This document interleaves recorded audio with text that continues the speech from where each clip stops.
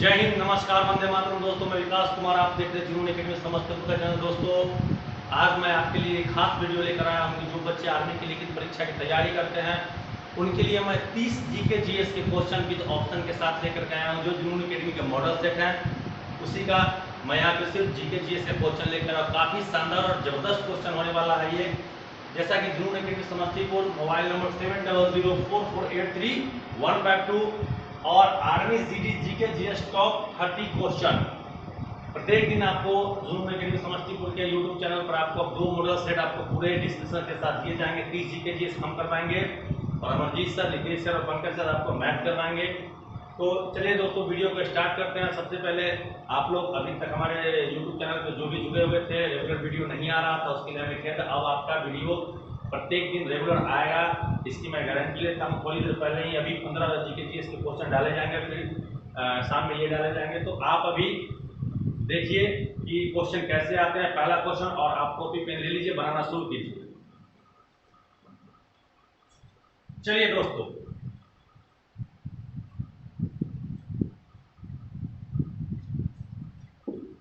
सबसे पहला क्वेश्चन, भिलाई इस्पात उद्योग किस देश की मदद से स्थापित किया गया है? तो जैसा कि हम सभी जानते हैं भिलाई जो है वो छत्तीसगढ़ में है। कहाँ है? भिलाई छत्तीसगढ़ में है।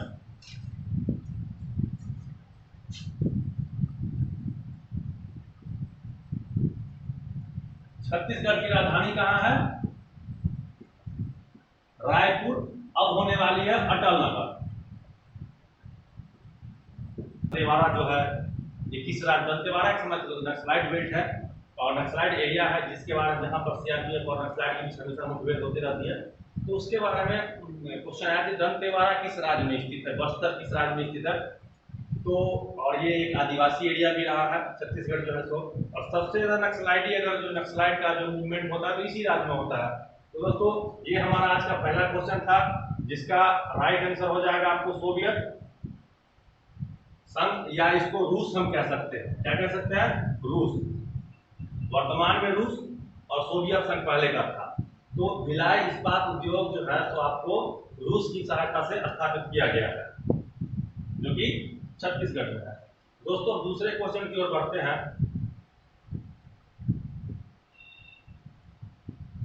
जो हमारा दूसरा क्वेश्चन है, रामचरितमानस के लेखक कौन थे? रामचरितमानस जो है कि अवधी भाषा में लिखा गया था, जिसके लेखक कौन थे? रामचरितमानस, जो भगवान राम के ऊपर भगवान राम के जीवन पे आधारित किया है। और इसको किसने लिखा था? स्वामी तुलसीदास ने लिखा था। किस भाषा में लिखा था? अवधी भाषा में लिखा था, अवधी भाषा में। और एक क्वेश्चन और आता है कि तुलसीदास किसके समकालीन थे? तो ये थे अकबर के समकालीन। अकबर कौन था? अकबर जो है मुगल वंश का तीसरा राजा था। और मुगल वंश की स्थापना किसने की थी? तो मुगल वंश की स्थापना बाबर ने की थी। और अकबर हुमायूं का पुत्र था और मुगल वंश का सबसे प्रतापी राजा में से एक इसको माना गया है। सबसे ज्यादा शासनकाल भी इन्हीं का रहा है। इस तरह से हमारे 2 क्वेश्चन जो है खत्म हो चुके हैं। दोस्तों अगर वीडियो अच्छा लग रहा हो तो लाइक जरूर करेंगे। तीसरा हमारा क्वेश्चन यहाँ पर है कि इराक की मुद्रा क्या है? ये रहा क्वेश्चन, इराक की मुद्रा क्या है? तो दोस्तों सबसे पहले हम जानते हैं इराक के बारे में, थोड़ा जानते हैं कि इसकी राजधानी कहाँ है। तो दोस्तों इसकी राजधानी जो है वो है बगदाद में, ठीक है। और बगदाद जो है टिग्रिस नदी के किनारे बसा हुआ है। और इसकी जो मुद्रा, इराक की मुद्रा क्या हो जाएगी? दिनार हो जाएगी, ठीक है। और ईरान की मुद्रा रियाल होती है। यहाँ पे क्यात भी है, दिरहम भी है, तो इससे हमें फर्क नहीं पड़ता। अभी इराक की मुद्रा क्या है? दिनार हो जाएगी। और राजधानी कहाँ है? बगदाद हो जाएगी। और यही अगर पूछता ईरान की मुद्रा क्या है तो रियाल है, और राजधानी कहाँ होती? तेहरान होती। ठीक है दोस्तों, अगला हमारा क्वेश्चन है,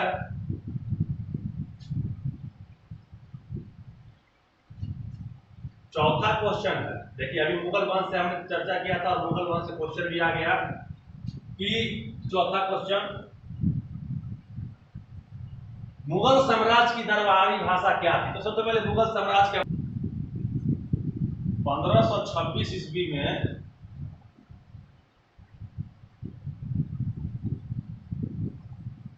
बाबर ने लोदी वंश के अंतिम शासक इब्राहिम लोदी को पानीपत के पहले लड़ाई में पराजित करके, पानीपत कहाँ पड़ता है? हरियाणा में पड़ता है, ठीक है। पानीपत हरियाणा का एक शहर है। तो 1526 ईस्वी में क्वेश्चन ये भी बनेगा कि पानीपत की पहली लड़ाई कब लड़ी गई? तो 1526 ईस्वी में बाबर और इब्राहिम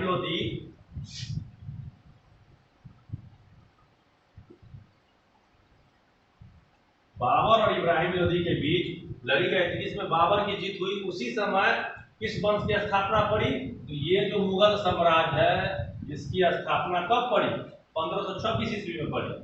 और स्थापना करने वाला कौन था? बाबर था। और इस राज्य की जो है, इस वंश की जो है राजभाषा थी या दरबार की भाषा, वो पार्सियन थी।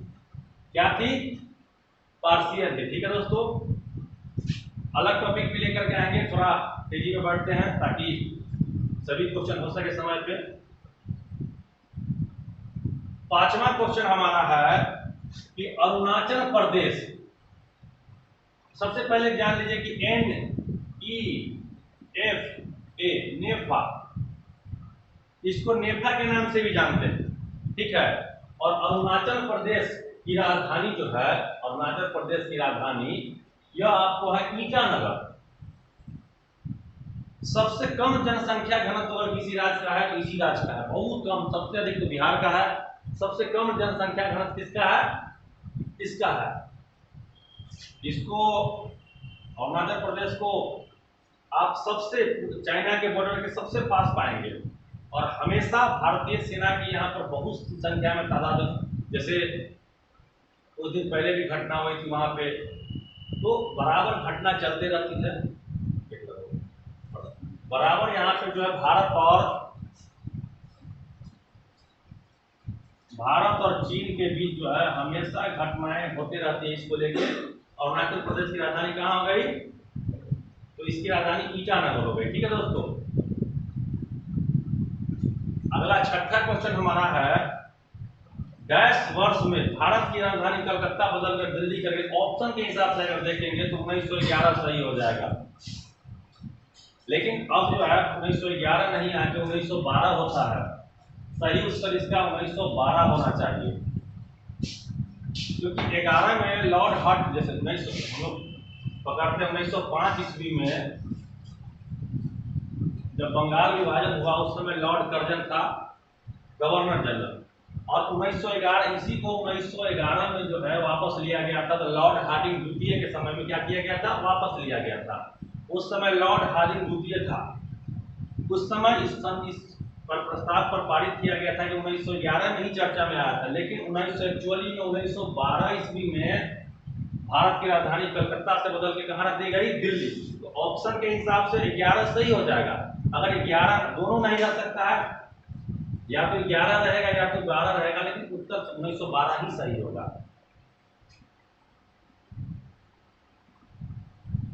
अगला क्वेश्चन की तरफ चलते हैं। 7 नंबर क्वेश्चन आप यहां पे देखेंगे।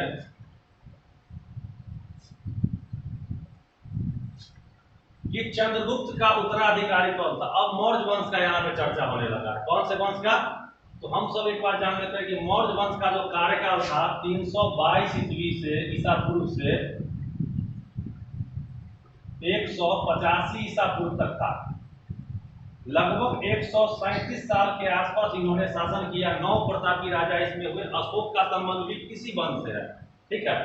अशोक इस वंश का तीसरा शासक हुआ, जो सबसे ज्यादा लगभग 36 साल अशोक ने इसमें शासन किया था। तो चंद्रगुप्त मौर्य जो है, मौर्य वंश का क्या था? स्थापना किया था। 322 ईसा पूर्व में चंद्रगुप्त मौर्य ने मौर्य वंश का स्थापना किया था। और इसके जो है तो सबसे इनका जो शासन करने में सबसे महत्वपूर्ण योगदान रहा था, वो आपको रहा था चाणक्य बोल सकते हैं, कौटिल्य बोल सकते हैं, विष्णुगुप्त बोल सकते हैं, जो इनके क्या थे? प्रधानमंत्री थे।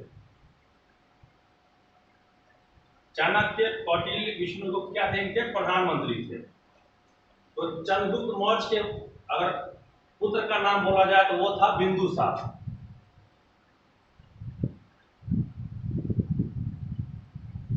चंद्रगुप्त, देखिए 1 नंबर में आता है चंद्रगुप्त मौर्य, दूसरा में बिंदुसार, बिंदुसार का पुत्र हो जाएगा अशोक। क्लियर यहाँ पे हो गया कि चंद्रगुप्त उत्तराधिकारी का मतलब होता है कि उसके बाद राजा बनने वाला। तो चंद्रगुप्त मौर्य का उत्तराधिकारी कौन हो गया? बिंदुसार हो गया। और बिंदुसार का उत्तराधिकारी कौन हो गया? अशोक हो गया। तो मौर्य वंश का सबसे प्रतापी राजा अशोक था, जिसने अंतिम समय में कलिंग के युद्ध लड़ने के बाद बौद्ध धर्म अपना लिया। और चंद्रगुप्त मौर्य का संबंध किस धर्म से था? तो इसका संबंध जो है तो जैन धर्म से था। ये अंतिम दिनों में इसने क्या किया था? जैन धर्म को अपना लिया था। अगले क्वेश्चन की ओर चलते हैं। 8वां क्वेश्चन, ओणम किस राज्य का त्योहार है? ओणम, पोंगल, उसके बाद आपको हम लोग मकर संक्रांति मनाते हैं, वो सरहुल, ये बहुत सारे त्योहार जो है एक ही दिन मनाए जाते हैं। तो इसमें एक पोंगल होना चाहिए था और एक ओणम होना चाहिए था। ओणम का संबंध और इसी दिन नौका दौड़ होता है, और नौका दौड़ कहाँ होता है? केरल में होता है। तो ओणम का संबंध केरल से हो जाएगा और पोंगल का संबंध तमिलनाडु से हो जाएगा। अब चलते हैं अगले क्वेश्चन की ओर, जो हमारा 9 नंबर क्वेश्चन है। काफी शानदार क्वेश्चन रहेगा ये कि राष्ट्रीय रक्षा एकेडमी, राष्ट्रीय रक्षा एकेडमी मतलब NATIONAL, नेशनल एकेडमी, इसको शॉर्ट में हम लोग NDA बोलते हैं, नेशनल डिफेंस एकेडमी। राष्ट्रीय का होता है नेशनल, डिफेंस का रक्षा, एकेडमी का एकेडमी कहाँ स्थित है? तो हम लोग NDA के बारे में तो जानते हैं कि नेशनल डिफेंस एकेडमी जो है खड़गवासला, पुणे, महाराष्ट्र में है। यहाँ से पूछा राष्ट्रीय रक्षा एकेडमी, तो उसका हिंदी और अंग्रेजी शब्द हो जाएगा नेशनल डिफेंस एकेडमी, और यहाँ पे हो जाएगा राष्ट्रीय रक्षा एकेडमी। तो 9 का जो आपको सही उत्तर हो जाएगा वो है। इसके अलावा भी है इंडियन मिलिट्री एकेडमी, बहुत सारे हैं। इसके टॉपिक वाइज हम लोग क्लियर करेंगे। अभी इसको इसका उत्तर जो है आपको C नंबर ऑप्शन हो जाएगा। अब चलते हैं अगले क्वेश्चन की ओर, 10 नंबर क्वेश्चन कि भारतीय सशस्त्र सेना के मतलब तीनों सेना, सशस्त्र सेना का मतलब क्या हो गया? तीनों सेना।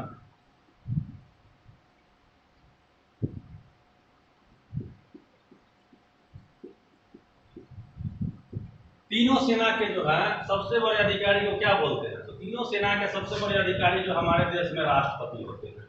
लेकिन अब तीनों सेना के बारे में थोड़ा जान लेंगे। तीनों सेना में आता कौन कौन है? तो पहला आर्मी,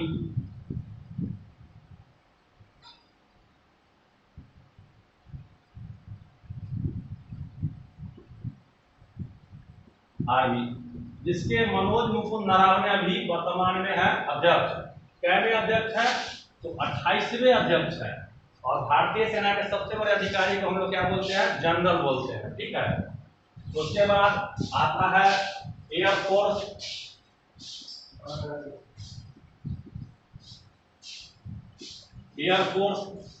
एयरफोर्स के अभी अधिकारी कौन है? RK भदौरिया, राकेश सिंह भदौरिया 26वें अधिकारी हैं। क्या में है? 26वें सबसे इसके अधिकारी को बोला जाता है एयर चीफ मार्शल। क्या बोला जाता है? Air chief marshal. उसके बाद आपको आता है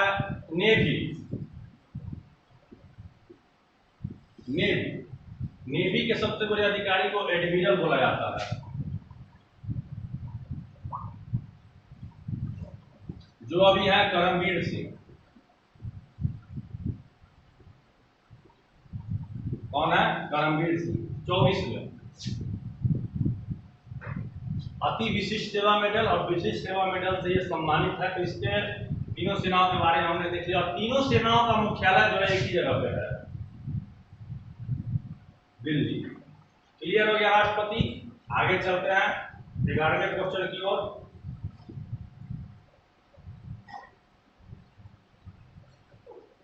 ये रहा 11वां क्वेश्चन।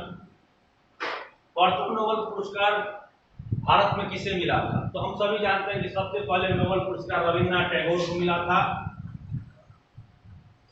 1913 ईस्वी में। किसके लिए? गीतांजलि के लिए। इन्होंने गीतांजलि की रचना की। भारत में सबसे पहले नोबेल पुरस्कार मिला था। नोबेल पुरस्कार 6 क्षेत्रों में दिया जाता है। 1901 से इसकी शुरुआत की गई है और यह स्वीडन में दिया जाता है। ठीक है। शांति का नोबेल पुरस्कार से छोड़ के बाकी जितने भी नोबेल पुरस्कार है सभी 1901 से दिया जा रहा है। और शांति का नोबेल पुरस्कार आपको ओस्लो में दिया जा रहा है। ठीक है। इसका उत्तर क्या हो जाएगा? रविन्द्रनाथ टैगोर। 12 नंबर क्वेश्चन की ओर चलते हैं। 1857 की क्रांति के समय भारत की पहला स्वतंत्रता संग्राम अगर किसे कहा जाता है, किसे कहा जाता है? वो 1857 की क्रांति कहा जाता है। जो कहां से शुरू हुआ था? मेरठ छावनी से हुआ था, जिसको शुरू करने वाला मंगल पांडे सिपाही थे। और उन्होंने मारो फिरंगी को भी नारा दिया था। मारो फिरंगी, मारो फिरंगी। फिरंगी का मतलब क्या होता है? अंग्रेज को हम लोग फिरंगी बोलते हैं। ठीक है। और इस समय जो क्रांति हुआ था 1857 के समय, उस समय ब्रिटेन मतलब इंग्लैंड के प्रधानमंत्री लॉर्ड पाइस्टन थे। ब्रिटेन, यूनाइटेड किंगडम और इंग्लैंड तीनों एक ही चीज है। इसमें कहीं से कोई अंतर नहीं है, सब एक ही चीज है। ठीक है। ब्रिटेन भी इंग्लैंड को बोला जाता है, इंग्लैंड को भी इंग्लैंड बोला जाता है, और यूके यूनाइटेड किंगडम भी किसको बोला जाता है? इसका राष्ट्रीय ध्वज का नाम यूनियन जैक है। 2019 दानापुर एआरओ के अंतर्गत एआरओ के और जेडआरओ के अंतर्गत यह क्वेश्चन आया था कि ब्रिटेन का राष्ट्रीय ध्वज का नाम क्या है। ठीक है दोस्तों, इसका उत्तर हो जाएगा डी नंबर। 13 नंबर क्वेश्चन की ओर चलेंगे हम। डुरांड कप का संबंध किस खेल से है? ये रहा 13 नंबर क्वेश्चन कि डुरांड कप का संबंध किस खेल से है? तो डुरांड कप का संबंध हम लोग किससे है? फुटबॉल से है। इसके बारे में विशेष कुछ पता करने की जरूरत नहीं है, नॉर्मल है, याद कर लेना है। डुरांड कप का संबंध किस खेल से है? फुटबॉल से है। अगला क्वेश्चन की ओर चलते हैं हम लोग।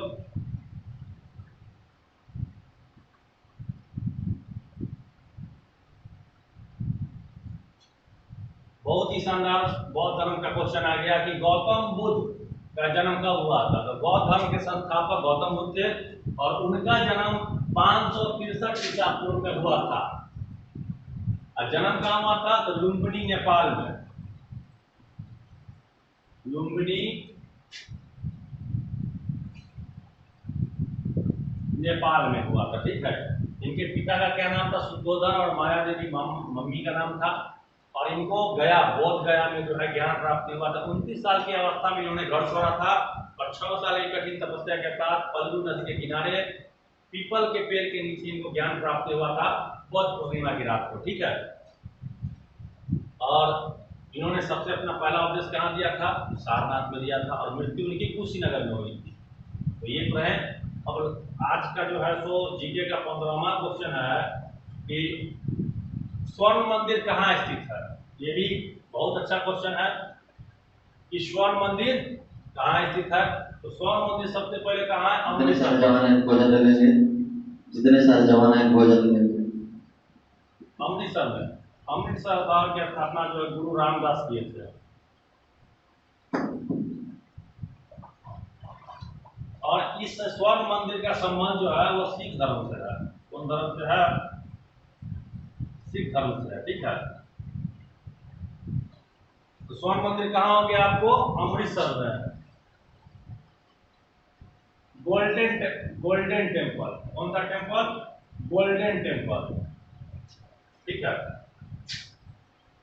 अगला क्वेश्चन आपका 15 नंबर खत्म हो गया। अब आते हैं साइंस के क्वेश्चन की तरफ। ये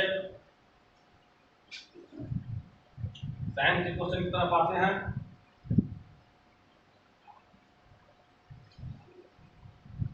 पहला क्वेश्चन है विद्युत धारा की इकाई क्या होती है? क्योंकि हम सभी जानते हैं आर्मी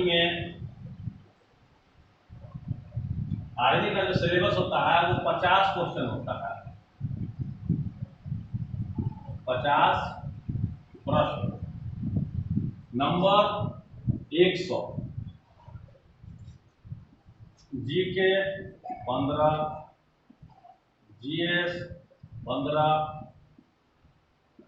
मैथ 15 और रीजनिंग 5, हो गए टोटल 50। तो इतने सारे क्वेश्चन रहते हैं, तो हमने 15 भी जीके खत्म कर दिया है। अब जीएस की तरफ चलेंगे, ठीक है दोस्तों। चलिए, क्वेश्चन है कि विद्युत धारा की इकाई क्या होती है। विद्युत धारा की इकाई कूलाम प्रति सेकेंड होती है। सभी लोग देख लेंगे एक बार कि विद्युत धारा की इकाई क्या होती है, तो कूलाम प्रति सेकेंड होती है। आगे चलेंगे। ट्रांजिस्टर बनाने में किसका उपयोग किया जाता है। ट्रांजिस्टर एक यंत्र होता है जो समान रूप से किसका उपयोग किया जाता है, तो ट्रांजिस्टर बनाने में हम लोग सभी जानते हैं कि एवोनाइट का उपयोग किया जाता है। किसका, एवोनाइट का उपयोग किया जाता है। 17 नंबर क्वेश्चन क्लियर। और 18 नंबर क्वेश्चन की ओर चलते हैं। 18 नंबर दोस्तों हमारा क्वेश्चन है कि बॉक्साइट किस धातु का अयस्क होता है। तो यहाँ पे एल्युमिनियम नहीं दिया हुआ है हिंदी में, लेकिन अंग्रेजी में एल्युमिनियम इसका जो है संकेत जरूर दिया हुआ एल्युमिनियम का।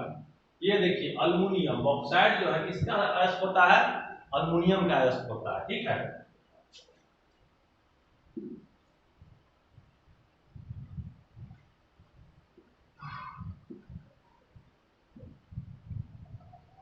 चलिए आगे चलते हैं। नमक, 19 नंबर क्वेश्चन है कि नमक का सूत्र क्या होता है। नमक को हम लोग साधारण भाषा में क्या बोलते हैं, साधारण नमक बोलते हैं। सोडियम क्लोराइड,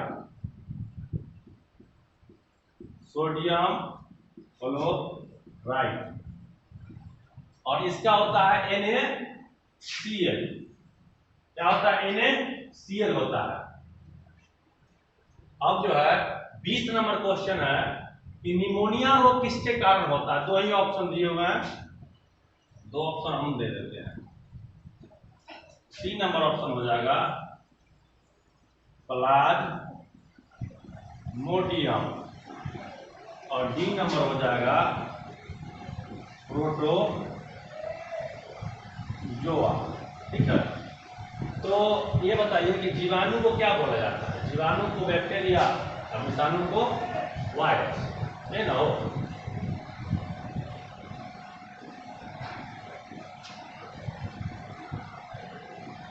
तो वायरस बड़ी खतरनाक होता है, ऐसे खतरनाक तो जीवाणु भी होता है।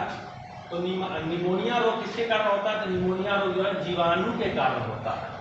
यहां तक क्लियर है, मतलब 20 नंबर क्वेश्चन हम क्लियर कर चुके हैं। अब चलते हैं 21 नंबर क्वेश्चन की ओर।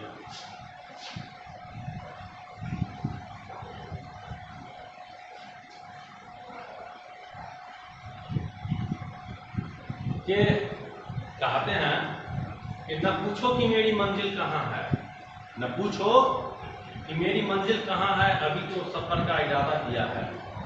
जो भी नौजवान आर्मी की तैयारी करते हैं और जो गौर मेडिकल पास है लेकिन परीक्षा की तैयारी इंतजार में है, तो बार बार एग्जाम कैंसिल हो रहा है, तो थोड़ा हमको अंदर से डर लग रहा है। तो हम उनके लिए कहना चाहते हैं कि न पूछो कि मेरी मंजिल कहाँ है, अभी तो सफर का इरादा किया है। न पूछो कि मेरी मंजिल कहाँ है, अभी तो सफर का इरादा किया है।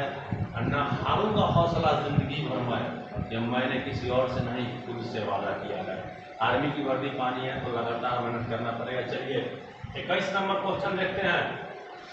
21 नंबर क्वेश्चन हमारा कहता है कि सीमेंट का मुख्य अवयव क्या होता है। तो हम सभी जानते हैं सीमेंट का मुख्य अवयव क्या होगा, चूना और पत्थर। 22 नंबर क्वेश्चन की ओर चलते हैं। 22 नंबर क्वेश्चन कहता है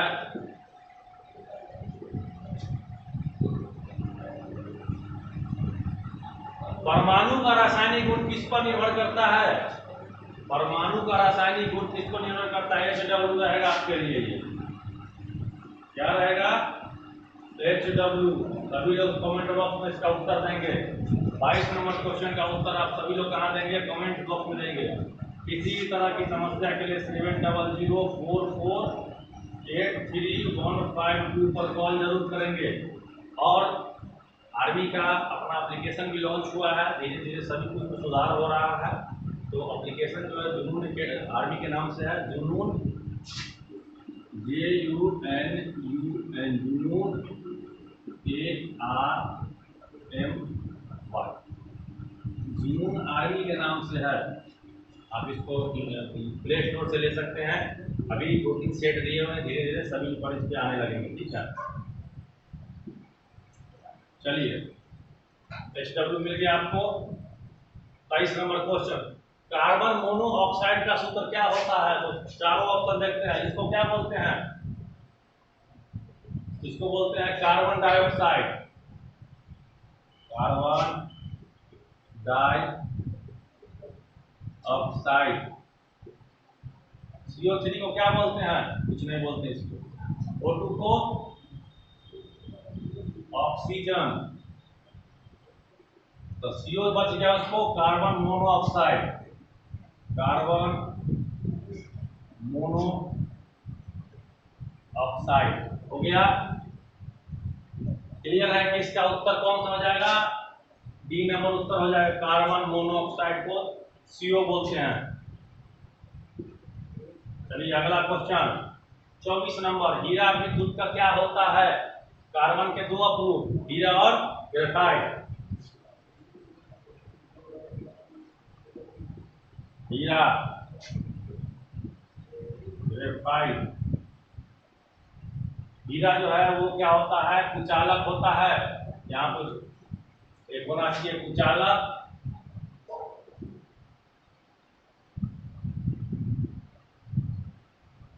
यहाँ पर हमें प्रिंट हो गया है। चलिए, तो 24 नंबर सुचालक है। ऑप्शन ए बी में है उभयधर्मी, सी में कुचालक और डी में इनमें से कोई नहीं। तो ग्रेफाइट जो है, ग्रेफाइट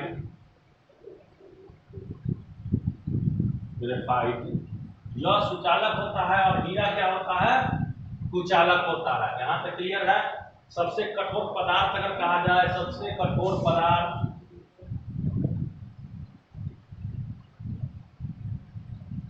क्या होगा? हीरा हो जाएगा। आगे चलते हैं।